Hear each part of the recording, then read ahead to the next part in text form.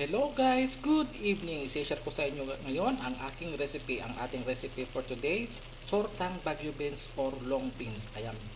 So ayan guys, ginisa ko lang yung long beans sa garlic, onion at saka naglagay din ako ng kamatis. So nung naluto na yung kamatis, nilagay ko yung long beans, din naglagay ako ng chicken powder.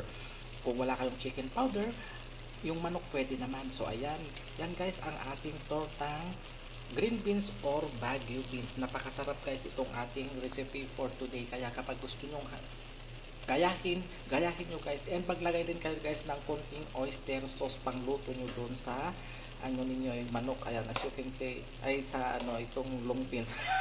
Ayan, oyster sauce yan guys para masarap.